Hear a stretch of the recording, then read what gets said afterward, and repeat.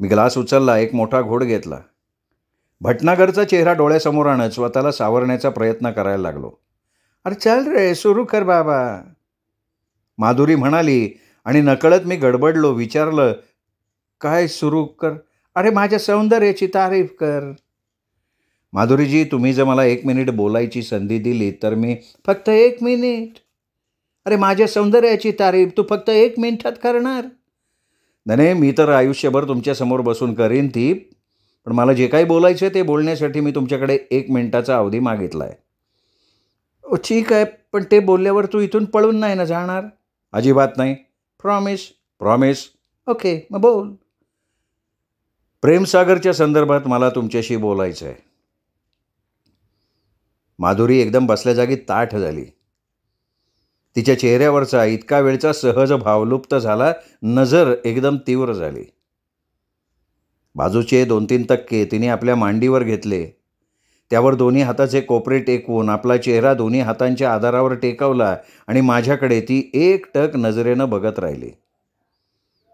तिच्या त्या तशा बघण्यानं मी नर्वस झालो. "तू कोण आहेस तू?" तीव्र स्वरात तिने विचारलं. यावेळी तिचा आवाज विलक्षण स्थिर होता. त्यात व्हिस्कीच्या नशेची थरथर नव्हती. "अहो, आत्तापर्यंत मी कोण आहे हे जाणून घेण्यात तुम्हाला बिलकुल इंटरेस्ट नव्हता." "मी विचारतीये तू कोण आहेस?" माझ्या बोलण्याकडे दुर्लक्ष करत तिने पुन्हा विचारलं. "मी एक प्रेस रिपोर्टर आहे." "कुठल्या पेपरचा?" "पेपरचं नाव सांगा." "New India times." "डिरेक्टरीत तुझं नाव आहे?" "हो आहे." "मग जा ती डिरेक्टरी घेऊन ये." फोनच्या बाजूला असलेल्या डिरेक्टरीकडे बोट दाखवत ती म्हणाली. मी डिरेक्टरी घेऊन आलो. काढ चल, टाइम्सचं पान काढ." डिरेक्टरीमधलं टाइम्सचं पृष्ठ काढून मी डिरेक्टरी तिच्या पुढे धरली. माधुरी माझ्या जवळ सरकली. तिच्या शरीराचा ओझरता स्पर्श मला होत होता. तिने लावलेल्या उंची परफ्यूमचा सुवास नाकात शिरत होता. ती किंचित पुढे झुकली होती, त्यामुळे तिच्या गुबुबीत शरीराचा स्पर्श माझ्या दंडाला होत होता. अर्थात माधुरीला त्याचं काही वाटत नव्हतं, पण मी. माधुरी काही क्षण डिरेक्टरीत बघत राहिली आणि मग म्हणाली, "ओ विक्रम राजे, special correspondent, that is you." "या, दॅट्स मी." माधुरी माझ्यापासून दूर सरकली, बसली. मी सुटकेचा निश्वास टाकला.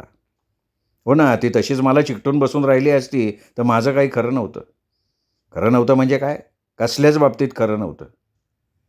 मी हातातली डिरेक्टरी बाजूला ठेवली. माधुरीकडे वळलो. पण मी काही बोलायच्या आधी तिनेच मला प्रश्न केला. "तू 8:30ची रेडिओ न्यूज ऐकली होतीस?" "ऐकली म्हणून तर आलो." "मग माझ्याविषयी तुला कोणी सांगितलं?" "कोणी सांगायची आवश्यकता काय? अहो, तुम्हाला ओळखत कोण नाही मॅडम. आजच्या गलीला तुमच्या इतकी टॅलेंट असलेली अभिनेत्री." "मस्का मारू नको रे तू. मी विचारते त्याची सरळ आणि साध्या शब्दात उत्तरं दे. माझं नाव तुला कोणी सांगितलं?" माधुरीचा आवाज कमालीचा कठोर झाला होता. मगाशी मला राजकुमार, राजा वगैरे म्हणणाऱ्या तिच्या त्या आवाजात आणि आत्ताच्या आवाजात जमीन आसमानाचं अंतर होतं. आफ्टर ऑल ती नटी होती हेच खरं. भटनागरने. मी उत्तर दिलं. "ओके, प्रेमसागरच्या संदर्भात तुला काय विचारायचं आहे मला?" "मी असं ऐकलं की आज का आदमीमधून केवळ प्रेमसागरनं सांगितलं म्हणून तुम्हाला काढून टाकण्यात आलं होतं, हे खरं आहे?" "हो." त्या आठवणीने तिचा चेहरा कमालीचा ताणल्यासारखा झाला होता. तिला याबाबत जास्त छेडणं खरं तर माझ्या जीवावर आलं होतं, पण निदान याबाबतीत तरी भावनेचा विचार करून चालण्यासारखं नव्हतं. विशेषतः माधुरीच्या भावनेचा विचार करण्यापेक्षा भटनागरचा खुनी शोधून काढणं माझ्या दृष्टीने जास्त महत्त्वाचं होतं. "का बरं? प्रेमसागरने असं का केलं?" मी तिच्या चेहऱ्यावर नजर रोखत विचारलं. "हे बघ, कुठलीही गोष्ट करण्यासाठी त्याला काही कारण लागत नव्हतं. तो 1 नंबरचा विक्षिप्त, विकृत आणि घाणेरड्या मनोवृत्तीचा माणूस होता. खरं तर त्याला माणूस म्हणणं सुद्धा माणसाचा अपमान करण्यासारखं होतं, कारण इतक्या नीच वृत्तीचा माणूस मी अजूनपर्यंत पाहिला नव्हता." "अहो, हे तर त्याला ओळखणाऱ्या आणि त्याच्या सहवासात येणाऱ्या प्रत्येक व्यक्तीचं मत आहे. तुमच्यावर त्याचा काही विशेष कारणावरनं राग होता का?" तुमच्याकडून काही कारणामुळे तो दुखावला गेला, त्यामुळे त्यांनी तुम्हाला आज का आदमीमधनं काढून टाकायला भाग पाडलं का? कारण मी तर असं ऐकलं होतं, म्हणजे भटनागरनी मला सांगितलं होतं की आज का आदमीमध्ये तुम्हाला घेण्यासाठी प्रेमसागरनी बोकाडिया साहेबांना गळ घातली होती. आणि ज्यावेळी त्यांनी तुम्हाला काढून टाकायचा हट्ट धरला, तेव्हा तर ऑलरेडी आज का आदमीचा मुहूर्ताचा शॉट होऊन सलग 1-2 दृश्यांचं शूटिंगही झालं होतं. या दॅट्स करेक्ट. मग एकदम असं काय घडलं की त्यांनी तुमच्याबरोबर काम करायला नकार दिला? माधुरी क्षणभर थांबली. भटनागरनं सांगितल्यामुळे मला थोडाफार अंदाज आला होता, पण मला ते माधुरीच्या तोंडून ऐकायचं होतं. क्षणभर थांबून माधुरीने मनाशी निश्चय केला. मग विलक्षण कडवट स्वरात म्हणाली, प्रेमसागरला माझ्याकडनं जे हवं होतं ते मी त्याला दिलं नाही. प्रेमसागर स्वतःला बडा स्टार समजत होता आणि माझ्यासारख्या नवोदित नटीनं त्याच्या इच्छेपुढे मान तुकवायला नकार दिला, त्यामुळे त्याचा इगो दुखावला गेला आणि त्याचा बदला त्याने असा घेतला. कारण माझ्या लक्षात आलंय, पण तुमची हरकत नसेल तर मला ते जरा स्पष्ट करून सांगाल? पुन्हा माधुरी क्षणभर थांबली. मग विलक्षण तिरस्कारपूर्वक स्वरात म्हणाली, अरे त्या प्रेमसागरला वाटत होतं मी त्याचा बेड शेअर करावा, त्याच्याबरोबर झोपून मी स्वतःला धन्य समजावं. कारण त्याच्यासारख्या सुपरस्टारबरोबर माझ्यासारख्या नवोदित अभिनेत्रीला हिरोईनचा चान्स मिळाला, म्हणून मी गर्व करायला हवा होता, त्याचे उपकार मानायला हवे होते आणि त्या बदल्यात त्याची वासना तृप्त करायला मी स्वखुशीनं तयार व्हायला हवं होतं. माधुरीचा आवाज आता एकदम तापल्यासारखा झाला. अरे 5-50 रुपये देऊन एका रात्रीसाठी खरेदी केलेल्या वेश्येवर जसा एखादा माणूस अधिकार गाजवतो ना, तसा प्रेमसागर आपल्या चित्रपटातल्या हिरोईनवर अधिकार गाजवू बघत होता. त्याच्या दृष्टीनं ते हिरोईन म्हणजे तात्पुरती वेश्या किंवा रखेली म्हणून वागायला हवी होती. ती म्हणेल त्यावेळी तिने आपलं शरीर त्याच्यापुढे पसरायला हवं होतं.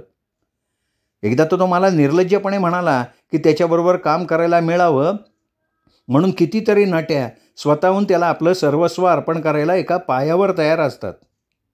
आणि तसं करूनही त्यांना तशी संधी क्वचित मिळते आणि त्यांच्या तुलनेत मी खरोखर भाग्यवान आहे की मला त्याच्याबरोबर काम करायची संधी मिळाली आहे. तो मूर्ख माणूस स्त्रीला केवळ भोगदासी समजत होता. जितक्या सहजपणे आपण आपले घाणेरडे हात एखाद्या टॉवेलला पुसतो, तितक्याच सहजपणे एखाद्या स्त्रीची आबरू लुटणं यात त्याला काही गैर वाटत नव्हतं. विशेषतः माझ्यासारख्या नवीन अभिनेत्रीच्या शरीराला तर त्याच्या लेखी त्या टॉवेल इतकीही किंमत नव्हती. जणू काही आमच्यासारख्या नाट्यांचा भाग्यविधाता होता तो. बोलताना माधुरी कमालीची एक्साईट झाली होती. चेहरा लालबुंद झाला होता. त्याच भरात तिने आपल्या रिकाम्या झालेल्या ग्लासात जवळजवळ निम्म्याच्या वर व्हिस्की ओतली. सोडा किंवा बर्फ न टाकता तशीच तोंडाला लावली. दुसऱ्या दिवशीचं शूटिंग झाल्यावर प्रेमसागर मला एका पार्टीला घेऊन गेला. ग्लास संपवून खाली ठेवत माधुरी पुन्हा सांगायला लागली, पार्टी एका प्रोड्युसरनं दिली होती. त्याच्या पिक्चरच्या सिल्वर ज्युबलीच्या निमित्तानं. फिल्मी पार्टी दारूशिवाय रंगतच नाही. त्या पार्टीतही दारू पाण्यासारखे लोक पित होते. दारू मला तेव्हाही वर्ज्य नव्हती, पण त्यावेळी मी एक पेगपेक्षा जास्त घेत नसे, कधी घेतलीही नव्हती. पण त्या दिवशी प्रेमसागरच्या आग्रहाखातर मी जरा जास्तच प्यायले. त्याच्या म्हणण्याप्रमाणे मी अशा पार्टीत सर्रास मिक्सअप व्हायला हवं. जमलेल्या प्रोड्युसर डायरेक्टर्सना दारूसाठी कंपनी द्यायला हवी. त्यामुळे माझ्या मोठमोठ्या प्रोड्युसर्सबरोबर डायरेक्टर्सबरोबर ओळखी होतील. त्यांचं लक्ष माझ्याकडे वेधलं जाईल, मला मोठमोठ्या ऑफर्स येतील आणि मी एक बडी स्टार म्हणून नावारूपाला येईन. माधुरीने पुन्हा आपल्या ग्लासात व्हिस्की ओतली. यावेळी मात्र तिने त्यात सोडा आणि बर्फ डायल्यूट केला. एक मोठा घोट घेऊन ग्लास खाली ठेवला. आणि मोठी अभिनेत्री बनण्याचं स्वप्न मी बघत होते, म्हणून प्रेमसागरचं बोलणं मलाही पटलं. मिस्टर विक्रम, तुम्हाला फिल्म लाईनमधले विशेषतः फिल्मी पार्ट्यांची कितपत माहिती आहे याची मला कल्पना नाही. कदाचित भटनागर तुमचा मित्र असल्यामुळे त्या पार्ट्यांमधल्या वातावरणाची तुम्हाला कल्पना असेल. नाही, तशी फारशी नाही. भटनागरच्या आग्रहाखातर 1-2 पार्ट्या मी अटेंड केल्या होत्या. ठीक आहे ना, म्हणजे थोडीफार का होईना तुम्हाला कल्पना आहे. तुम्ही कदाचित पाहिलं असेल की या पार्टीला येणारे म्हातारे, स्वतःला सभ्य आणि प्रतिष्ठित म्हणून घेणारे हे फिल्मी लोक अशा पार्ट्यात वागतात कसे, बघितलं ना. अहो, त्यांची वागणूक कुठल्याही सभ्य माणसाला मान खाली घालायला लावणारी असते. एखादी सुंदर तरुण स्त्री बघितली की त्यांचे चेहरे वासनेनं विकृत होतात. या न त्या निमित्तानं ते तिच्या अंगचटीला जातात आणि आपल्या वयाचा विसर पडून ते नको तिथे तिला स्पर्श करून आपल्या वासनेचं बिनदिक्कत प्रदर्शन करतात. त्यांच्या या कृतीला त्या स्त्रीनं हसून प्रोत्साहन दिलं तर ती स्त्री त्यांच्या दृष्टीनं चांगली. पण तुम्ही त्या बाबतीत नाराजी दाखवलीत तर ते लगेच म्हणणार, या पोरीला कसलं फ्युचर नाही, ही सिनेमात काम करायला नालायक आहे. तुम्ही प्रेमसागरच्या संदर्भात काहीतरी सांगत होतात. मी तिची गाडी पुन्हा मूळ विषयाकडे आणत म्हणालो. फिल्मी पार्टीत काय चालतं याची मला कल्पना होती आणि ते पुन्हा माधुरीच्या तोंडून ऐकण्यात मला स्वारस्य नव्हतं. तेवढा वेळसुद्धा नव्हता. हां, तेच सांगत होते मी. तर ती एक पार्टी एका हॉटेलात होती. रात्री 1च्या सुमाराला मी घरी परतण्याची इच्छा व्यक्त केली तेव्हा प्रेमसागर म्हणाला, तो मला एका मद्रासच्या मोठ्या प्रोड्युसर्सच्या बरोबर ओळख करून देणार आहे आणि त्याच हॉटेलात तो प्रोड्युसर एका रूममध्ये उतरला आहे. मी त्याच्या बोलण्यावर विश्वास ठेवला. प्रेमसागर मला एका रूममध्ये घेऊन आला. त्यावेळी तो चांगला नशेत होता. रूममध्ये येताच त्यांनी रूमचं दार आतनं बंद केलं, मला जवळ ओढलं. ड्रिंक्स मीही घेतलं होतं. थोडीफार मीही नशेत होते. पण प्रेमसागरचा हेतू न ओळखण्या इतकी मला काही चढलेली नव्हती. प्रेमसागरचा हेतू लक्षात येताच मी त्याला विरोध केला, पण माझ्या विरोधाचा अर्थ त्याने उलटाच घेतला. विरोध करून मी माझा भाव वाढवायचा प्रयत्न करते असं तो म्हणायला लागला. माझ्या विरोधाला न जुमानता तो माझ्यावर जबरदस्ती करायला लागला आणि मी त्याच्या हातातून सुटण्यासाठी धडपड करायला लागले. त्यांनी माझे कपडे फाडले, मला जवळजवळ नग्न केलं. या झटापटीत माझ्या हाताला जवळच्या स्टँडवर असलेला एक पितळी फ्लॉवर पॉट लागला. मी पूर्ण शक्तीनिशी तो पितळी फ्लॉवर पॉट त्याच्या डोक्यावर मारला. माझ्या शरीराभोवतालची त्याची मिठी सैल झाली आणि तो बेहोश होऊन खाली कोसळला. तीच एक संधी होती. मी बेडवरची चादर शरीराभोवती लपेटली, रूममधनं बाहेर पडले. हॉटेलमधल्या एका वेटरच्या मदतीनं मी हॉटेलच्या मागच्या दारातनं बाहेर पडले. टॅक्सी करून फ्लॅटवर आले. अच्छा, मग पुढे काय घडलं? मग दुसऱ्या दिवशी आज का आदमीचं शूटिंग होतं. मी स्टुडिओत पोचले. प्रेमसागर कधीही वेळेवर न येणारा त्या दिवशी माझ्या आधी तिथे हजर होता. सेटवर असलेल्या एक्स्ट्रा आणि कर्मचाऱ्यांसमोर त्यांनी माझा अपमान केला. माझ्यावर नाही ते आरोप केले. ॲक्टिंगमधलं मला ओ का ठो कळत नाही म्हणून माझी निर्भत्सना केली आणि भर सेटवरनं त्यांनी मला हकलून दिलं. माधुरीने पुन्हा ग्लास तोंडाला लावला, एक घोट घेतला. तिची प्यायची कॅपॅसिटी बघून मी अवाक झालो होतो. पाणी पीत असल्यासारखी ती व्हिस्की पीत होती. पण एक मात्र खरं, तिच्या त्या पिण्यावरनं तिची अवस्था काय झाली असेल हे माझ्या लक्षात आलं होतं. आणि ती पीत होती म्हणून एवढ्या मोकळ्यापणानं बोलत होती. ग्लास खाली ठेवत ती म्हणाली, मिस्टर विक्रम, तुम्ही कल्पनाही करू शकणार नाही त्यावेळी माझी अवस्था काय झाली असेल. अपमानानं आणि शर्मेनं मी अर्धमेली झाले होते. बरं, काल रात्रीचा हॉटेलमधला तो प्रकार मी कोणाला सांगू शकत नव्हते. आधीच या लाईनमध्ये नट्यांकडे कोणी चांगल्या नजरेनं बघत नाही, त्यात मी नवीन. माझ्या बोलण्यावर कोणी विश्वास ठेवला नसता. खरं सांगते, त्यावेळी माझ्या हातात रिव्हॉल्वर असतं ना तर मी त्याला खरोखर गोळी घातली असती. अर्थात हे मी आत्ता बोलतेय, त्यावेळी माझ्या हातनं तसं काही घडलं नसतं. मी अपमानानं जळफळत स्टुडिओतनं बाहेर पडले आणि गंमत म्हणजे प्रेमसागरनं माझा एवढा अपमान करून सुद्धा त्याबद्दल कोणी चकार शब्द नाही काढला. सगळे त्या प्रेमसागरची चापलुसी करत राहिले होते. नंतर फक्त बोकाडिया साहेब मला येऊन भेटले होते. त्यांनी माझी माफी मागितली होती. प्रेमसागर पुढे आपलं काही चालत नाही म्हणून अगतिकता व्यक्त केली.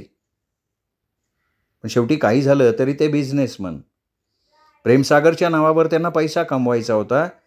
नाही म्हणायला त्यांनी मला झालेले शूटिंगचे पैसे म्हणून 10,000 रुपये दिले. माधुरी क्षणभर थांबली. बोलताना तिला धाप लागली होती. कदाचित झालेला अपमान आठवून ती काहीशी एक्साइट झालेली असावी. मग स्वतःला संयमित करत ती पुन्हा बोलायला लागली. आज का आदमीमध्ये प्रेमसागर बरोबर हिरोईनचा रोल मिळाल्यामुळे मला तशी खरोखर सांगते खूप पब्लिसिटी मिळाली होती. त्यामुळे आणखीन 3 बड्या प्रोड्युसर्सनी मला आपल्या पुढच्या चित्रपटासाठी साईन केलं होतं. पण आज का आदमीमधनं मला काढून टाकल्याचं समजताच माझे 3ही कॉन्ट्रॅक्ट कॅन्सल झाले. प्रेमसागरने त्या प्रोड्युसर्सवर दबाव आणल्याचं मला नंतर कळलं. आणि मिस्टर विक्रम, मी माधुरी नंबर 1ची अभिनेत्री बनण्याचं स्वप्न बघणारी बघता बघता बेकार झाले. माधुरीने एक दीर्घ निश्वास सोडला आणि मग काहीशा विषण्ण स्वरात ती म्हणाली, तोवर माझी 4 पिक्चर्स रिलीज झालेली होती आणि त्या 4ही पिक्चर्समधनं माझ्या अभिनयाची मुक्तकंठानं स्तुती केली गेली होती. प्रेसनी, पब्लिकनी मला अक्षरशः डोक्यावर घेतलेलं होतं. Most promising new Qamar, most talented star, superstar of tomorrow अशा कितीतरी बिरुदावली लावून मला संबोधलं जात होतं. पण प्रेमसागरनं कुठं आणि कशी चावी फिरवली की माधुरी नावाची एक अभिनेत्री होती हे लोक विसरूनच गेले. मी अनेक निर्मात्यांकडे खेटे घातले, कमी पैशात काम करायला तयार झाले, पण कुठल्याही बड्या निर्मात्यानं मला आपल्या पिक्चरमध्ये घेतलंच नाही. त्या काळात प्रेमसागरच्या काही चमच्यांनी मला सल्ला दिला की मी प्रेमसागरकडे जाऊन त्याची माफी मागायला हवी, तो म्हणेल तसं मी वागायला हवं.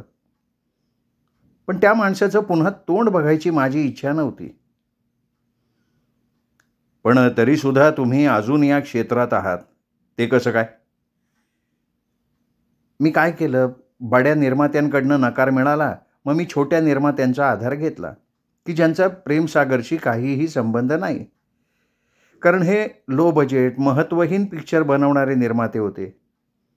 प्रेमसागरसारख्या बड्या स्टारला घेऊन बिग बजेट महत्त्वाकांक्षी चित्रपट बनवण्याची त्यांची कुवतच नव्हती. आणि प्रेमसागरकडनं त्यांचा कसलाही स्वार्थ नसल्यामुळे प्रेमसागरच्या दबावाला बळी पडायचं त्यांना काही कारणच नव्हतं.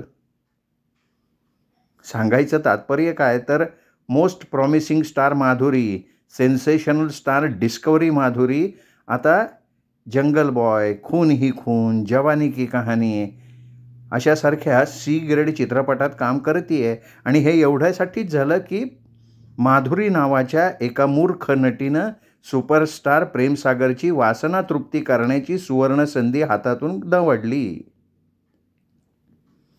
माधुरीच्या चेहऱ्यावर एक कडवट हास्य उमटलं. बरं, मग ही केव्हाची गोष्ट आहे? कसली? हेच ना, प्रेमसागरबरोबर तुमचं भांडण झालं, त्याला किती काळ लोटला? साधारण 2.5 वर्षापूर्वीची गोष्ट आहे ना ही? सी. म्हणजे याचा अर्थ प्रेमसागरचा खून करण्याचा विचार तुमच्या डोक्यात बऱ्याच दिवसांनी आला, नाही का? माधुरीच्या चेहऱ्यावरचे भाव एकदम बदलले. तिच्या चेहऱ्यावरच्या नसा ताठरल्या. माझ्याकडे कठोर नजरेनं बघत ती तीव्र स्वरात म्हणाली, काय मूर्खासारखं बोलतोयस तू? मी चेहऱ्यावर एक अर्थपूर्ण हास्य आणत गप्प राहिलो. तशी ती आणखीन खवळली. हे बघ, तू प्रेस रिपोर्टर आहेस, स्पेशल कॉरेस्पॉन्डंट, पण मला तरी तुझ्यात तो गुण दिसत नाही. हे बघ, साधी गोष्ट आहे, मला जर प्रेमसागरचा खून करायचा असता ना तर मी तो कधीच केला असता, जेव्हा त्यांनी माझं सगळं करिअर उद्ध्वस्त केलं ना तेव्हाच. मला भर सेटवरनं अपमानित करून त्यांनी बाहेर पाडलं, मग त्यासाठी 2.5 वर्ष थांबायची मला काय आवश्यकता होती? आणि तसंही मला त्याचा खून करायचा असता तर मी सरळ सरळ जाऊन त्याच्या छातीवर रिव्हॉल्वर ठेवून केला असता. त्यासाठी सँडविचमधनं विष द्यायचं किंवा त्याच्या कारमध्ये बॉम्ब ठेवायची उचापत मी कशासाठी केली असती? यावर मी गप्प राहिलो. खरोखर ही विचार करण्यासारखी गोष्ट होती. माधुरीला प्रेमसागरचा खून करायचा असता तर ती 2.5 वर्ष गप्प का राहिली असती? तशी ना 2.5 वर्षापूर्वी मी मनातल्या मनात खरोखर देवाची प्रार्थना करत होते की प्रेमसागरला या जगातून नाहीसं करण्या इतकं धाडस माझ्या अंगात दे. पण तेवढी हिंमत माझ्यात कधी आलीच नाही. थोडक्यात काय तर प्रेमसागरचा खून तुम्ही केलेला नाही. तसं प्रेमसागरचा खून मीच केला असं तू आपल्या पेपरात छापलंस तर मी त्याला हरकत घेणार नाही, कारण त्यामुळे मला अफाट प्रसिद्धी मिळेल आणि कदाचित त्या प्रसिद्धीचा फायदा घेण्याच्या हेतूनं कुठला तरी बडा प्रोड्युसर मला आपल्या फिल्ममध्ये घेईल सुद्धा. या लाईनमध्ये ना पब्लिसिटी स्टंटशिवाय तुमच्याकडे कोणी ढुंकून बघत नाही. अरे प्रेमसागरसुद्धा याच पब्लिसिटी स्टंटसाठी आपल्यापेक्षा 20 वर्षांनी लहान असलेल्या मुलीशी लग्न करणार होता. आ? मी काहीसं दचकून उद्गारलो. ही माहिती मला नवीन होती. तुम्हाला माहिती नाही आहे? माधुरी आश्चर्यानं म्हणाली. त्याच्या या साखरपुड्याची बातमी तर सगळ्या वर्तमानपत्रातनं छापून आली होती. तो नीताशा नावाच्या एका नवीन आणि 20 वर्षाच्या अभिनेत्रीबरोबर लग्न करणार होता. पण ही नीताशा आपल्यापेक्षा दुप्पट वय असलेल्या पुरुषाबरोबर लग्नाला कशी काय तयार झाली? अर्थात पब्लिसिटी मिळवण्यासाठी. कदाचित प्रेमसागरशी लग्न केल्यामुळे तिला एवढी अफाट पब्लिसिटी मिळाली असती की त्या जोरावर मोठमोठे प्रोड्युसर्स तिला साईन करण्यासाठी धडपडले असते. तिच्या दारात लाईन लागली असती प्रोड्युसरची. आणि अगदी तसं काही घडलं नसतं तर तिला काही फरक पडला नसता. कारण प्रेमसागर तसाही पैसेवाला माणूस आहे. पैशासाठी तिने त्याच्याशी लग्न केलं असतं आणि बाकीच्या गोष्टींसाठी एखादा तरुण पाळला असता. अशी बरीच उदाहरणं आहेत या लाईनमध्ये. तशी ही शक्यता नाकारता येत नाही की नीताशाचा पहिल्यापासून कोणीतरी यार असावा आणि त्या दोघांनी मिळून प्रेमसागरचा पैसा लुटण्यासाठी तिने प्रेमसागरशी लग्न करायचं ठरवलेलं असावं. कदाचित तिच्या याराचा हा प्लॅन असावा. काय आहे, तसंही या क्षेत्रात पैशासाठी आपल्या बायकोला फायनान्सरकडे पाठवणारी जमात आहे. आणि इथे तर काय, बोलून चोलून नीताशा त्याची फक्त प्रेयसी आहे. त्याला काय फरक पडणार होता? तुम्ही हे फार भयानक बोलताय हो. तुला हे सगळं भयानक वाटतंय, पण इथे अशा गोष्टी सर्रास चालतात आणि त्यात कुणाला काही वावगं वाटत नाही.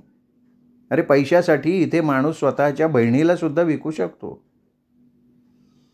तुमच्या या बोलण्यावरनं मला एका वेगळ्याच गोष्टीची जाणीव झाली आहे.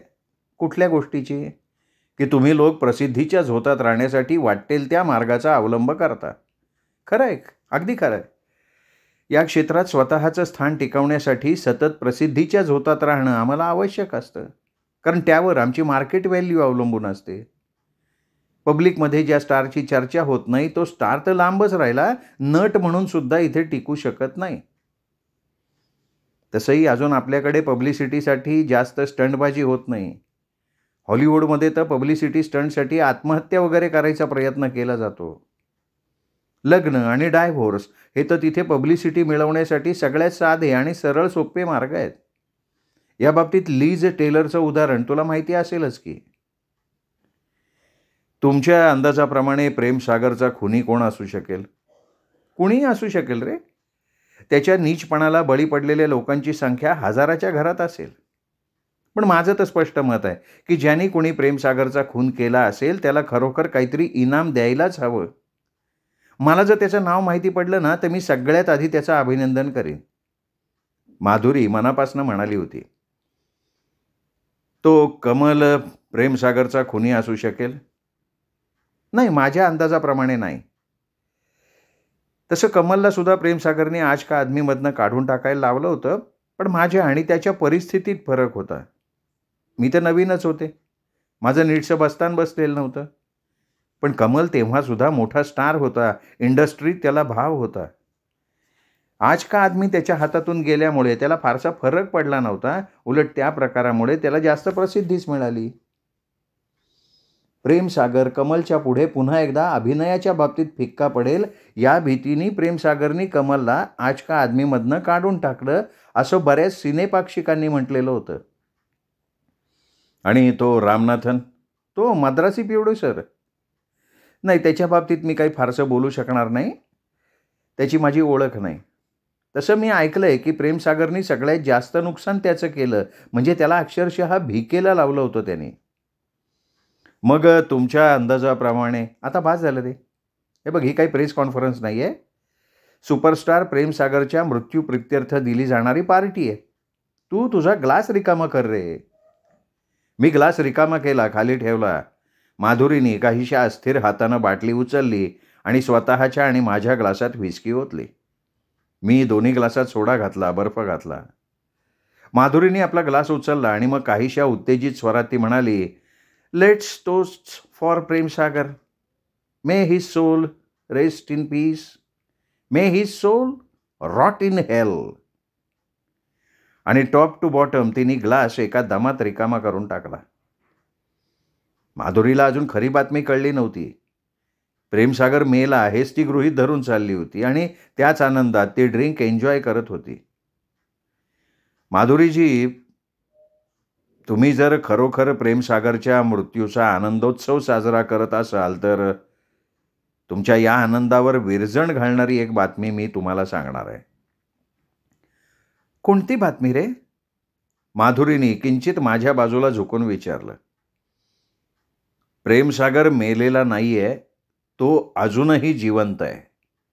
What nonsense. मी स्वतः रेडिओवर त्याच्या मृत्यूची बातमी ऐकली. ती बातमी चुकीची होती. प्रेमसागरच्या कारमध्ये बॉम्ब ठेवला होता ही गोष्ट खरी आहे. बॉम्बचा स्फोट होऊन कारच्या चिंधड्या उडाल्या ही गोष्ट खरी आहे. पण कारमध्ये प्रेमसागर नव्हता, तर कारमध्ये भटनागर होता. हे बघ, तू मला हे सगळं खोटं सांगतोयस? माधुरी एकदम ताठ होत जोरात ओरडली. नाही, मी खरं तेच सांगतोय. तो नाही. हे बघ, हे खोटं आहे हे. एकाएकी ती हिस्टेरिया झाल्यासारखी ओरडायला लागली. आपल्या समोर असलेल्या तक्क्यांवर मुठी आपटत म्हणायला लागली, हे खोटं आहे, साफ खोटं आहे. प्रेमसागर मेलाय. मी शांत सुरात म्हणालो, नाही, तो मेलेला नाहीये. हे बघ, तो मेलाय, त्याने मरायलाच हवं. एकाएकी तिने आपल्या समोरची व्हिस्कीची बाटली उचलली आणि समोरच्या भिंतीवर फेकून मारली. व्हिस्कीची बाटली आणि भिंतीवर लावलेला माधुरीचा एक फोटो खाली आपटला. ड्रॉइंग हॉलमध्ये सगळीकडे काचांचे तुकडे उडाले. माधुरीचा सगळा आनंद त्या काचेच्या तुकड्यांसारखा चुरचूर झालेला होता. मग आपल्या दोन्ही हातांच्या उंजळीत तिने आपला चेहरा झाकून घेतला आणि ती गदगदून रडायलाच लागली. व्हिस्कीच्या नशेनं त्यात भरच घातलेली होती. तिची समजूत घालणं आता मलाही शक्य नव्हतं आणि तसं करून काही फायदाही नव्हता. मी ग्लास तसाच ठेवून उभा राहिलो. आता तिथे थांबण्यात काही अर्थ नव्हता. तिच्याकडे एक सहानुभूतीपूर्ण नजर टाकली. मी वळालो, हॉलच्या दाराकडे निघालो आणि मध्येच थांबलो. हॉलच्या बाजूला एक छोटीशी रूम होती. बहुतेक ती तिची स्टडी रूम असावी. रूमचं दार उघडं होतं आणि त्या उघड्या दारातनं मला आतली रूम स्पष्टपणे दिसत होती. त्या रूममध्ये एका लहानशा टेबलावर एक टाईपरायटर होता. क्षणभर थांबून मी वळून माधुरीकडे बघितलं. ती तक्क्यावर डोकं टेकून तशीच पडून राहिली होती. मी हलक्या पावलांनी त्या रूममध्ये घुसलो. आवाज न करता दार आतून बंद करून टाकलं. मग बाजूला असलेला एक कोरा कागद टाईपरायटरच्या रॉडमध्ये अडकवला आणि इंग्रजीतली सगळी अक्षरं ज्यात येतील असं एक स्टँडर्ड वाक्य टाईप केलं. मग रोलरमधनं तो टाईप केलेला कागद बाहेर काढला. खिशातून प्रेमसागरला आलेली ती धमकीची चिठ्ठी बाहेर काढली. नुकत्याच टाईप केलेल्या कागदावरच्या अक्षरांचं आणि त्या धमकीच्या चिठ्ठीतल्या अक्षरांचं अगदी बारकाईनं निरीक्षण केलं. विशेषतः बी आणि एफ या अक्षरांवर मी जास्त लक्ष केंद्रित केलेलं होतं. शेवटी ती धमकीची चिठ्ठी मी पुन्हा खिशात ठेवली आणि दुसऱ्या टाईप केलेल्या कागदाचे तुकडे तुकडे करून वेस्ट बॉक्समध्ये टाकून दिले. दोन्ही कागदांवरचं एकही अक्षर सारखं नव्हतं. प्रेमसागरला आलेली धमकीची चिठ्ठी समोरच्या टाईपरायटरवर टाईप केलेली नव्हती. म्हणजेच माधुरी प्रेमसागरवर सूड उगवायला उत्सुक असली तरी ती खुनी नव्हती हे निश्चित. श्रोते हो, सुरेश वैद्य लिखित पुन्हा एकदा या कादंबरीचा आजचा भाग इथेच संपला. पुढचा भाग ऐकण्यासाठी उद्या भेटूयात दीपक रेगे कथाकथन चॅनलवर. नमस्कार श्रोते हो.